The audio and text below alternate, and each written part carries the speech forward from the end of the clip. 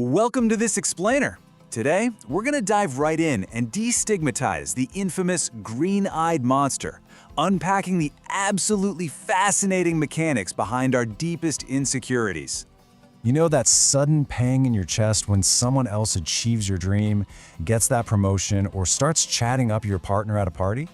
Well, what is actually happening in our brains during those moments? Are these feelings just, character flaws? Or is there a much deeper evolutionary architecture at play here? Here is our agenda for this explainer. First, jealousy versus envy. Then evolutionary survival, cultural rules, cognitive distortions, and finally, CBT tools for inner peace. Section 1. Jealousy versus envy. So let's start by untangling these two emotions. We often confuse them in everyday conversation, but psychologically, they are completely different beasts. Jealousy is actually a triadic, or three-party dynamic, involving yourself, a partner, and a rival. It is fundamentally the fear of losing something you already have. Envy, on the other hand, is a dyadic, two-party longing. It involves just you and someone else, and it's that burning desire to possess something you currently lack. Now, envy itself actually splits down to two distinct paths. There's benign envy, sometimes called white envy, which is a surprisingly positive motivator. We see a winner, we admire them, and we feel inspired to level up our own game. But then there's malicious envy, or black envy, which is a highly destructive pulling down force.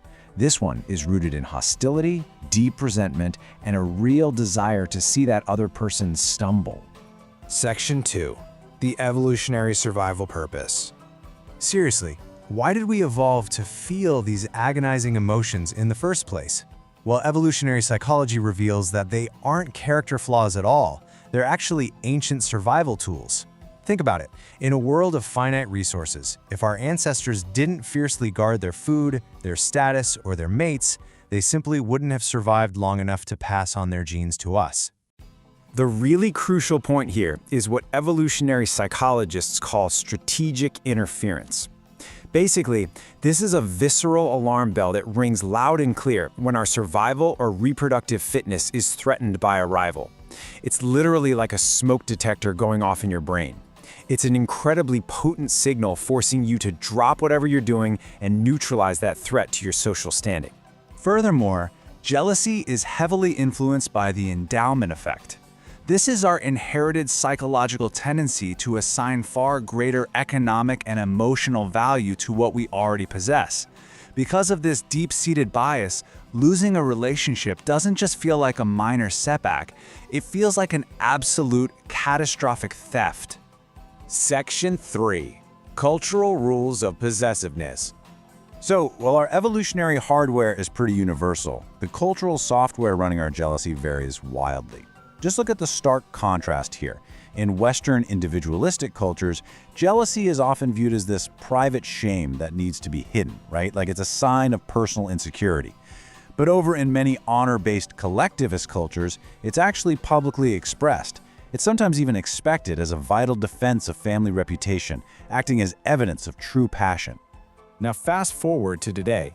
Globalization and social media have amplified these triggers to an absolutely unprecedented scale. We've shifted from just comparing ourselves to a few immediate neighbors to suddenly competing with the entire world right on our smartphones. We are basically subjecting our ancient caveman brains to a nonstop, mathematically curated feed of absolute perfection. Section 4. Cognitive distortions and schemas. So how do these evolutionary and cultural forces actually end up hijacking our daily thoughts? Well, our brains tend to rely on faulty pattern matching, utilizing cognitive distortions. These are, essentially, thinking errors. It's when we start catastrophizing a partner's totally innocent conversation into an imminent breakup, or mind-reading malintent where there is absolutely none. We make these arbitrary inferences, assuming the absolute worst just because someone, took an hour to reply to a text. And these distortions, they are usually rooted in early maladaptive schemas, which are deep-seated childhood wounds identified by psychologist Jeffrey Young. For instance, if you have an abandonment schema, you're convinced that your loved ones will inevitably leave you. Or a defectiveness schema might convince you that you are just fundamentally flawed. These invisible lenses severely skew how we interpret reality. So, you aren't just reacting to a late text message, you are actually reacting through the lens of a decades-old wound. This whole dynamic naturally leads to destructive safety behaviors, like constantly checking a partner's phone. Reassurance seeking through surveillance might give you a fleeting moment of relief, but paradoxically, it actually maintains your anxiety. It trains your brain to require more and more surveillance, effectively trapping you in this endless, toxic anxiety loop. Section 5. CBT Tools for Inner Peace. Fortunately, cognitive behavioral therapy, or CBT, provides us with some highly actionable tools to break this cycle. First up is the Thought Record Journal. It's a powerful CBT technique that literally forces you to pause. Instead of just reacting on impulse, you identify the automatic jealous thought, and then you act like a scientist. You rigorously cross-examine the actual evidence before you say or do anything you might regret.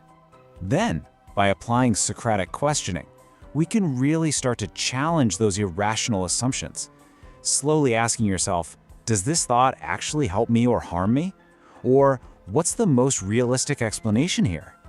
Doing that allows you to replace catastrophic panic with realistic, highly adaptive perspectives.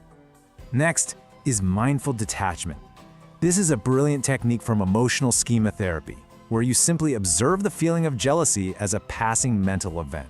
You don't fight it, and you certainly don't act on it. You just treat the thought like a leaf floating down a river. Just watch it pass by. This creates a much-needed psychological buffer between that intense emotion and your behavioral reaction. Finally, we have to treat the root insecurity itself by cultivating profound self-compassion.